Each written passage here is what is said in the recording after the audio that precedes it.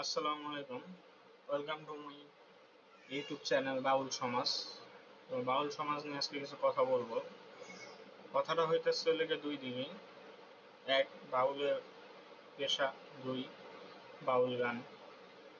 তো বাউলের পেশা অনুযায়ী তারা গান গেয়ে টাকা উপার্জন করে এবং মানুষও সেটা শুনে আনন্দ পায়। এবং বাউল গান যে কি জিনিস, এটা যে আত্মার খোরাক, তারাই অনেক বাউল। বর্তমানের ৯৮% বাউলই তা জানে না।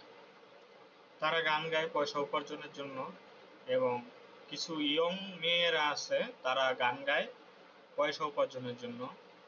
তাদের বডি ফিগার মানুষকে দেখায়, উল্টাপাল্টাভাবে নাচে, স্টেজে উঠে এবং নানান ধরনের কার্যকলাপ তারা করে। মানে বাউল গানটাকে তারা যাত্রাপালা বানায় ফেলাইছে।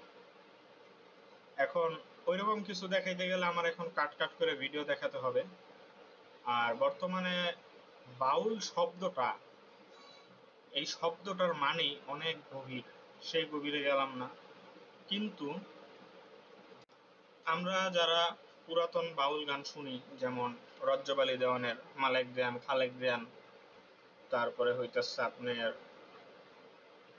বাবা পাগলার গান শুনি, লালন সাইজির গান শুনি, এবং অনেক ধরনের বাউল আছে যারা পুরাতন। হ্যাঁ, বাউল ছিলেন রশিদ সরকার, আবুল সরকার, এবং বর্তমানে যে আবুল সরকার আছে ভালো গান গায়, বাট তার ভিতরে কিছু ভুল ত্রুটি আছে আমি মনে করি।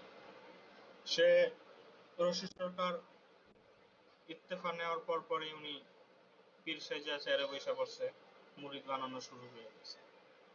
এটা ওনার ব্যক্তিগত ব্যাপার, এটা নিয়ে আমি কিছু বলতে চাই না।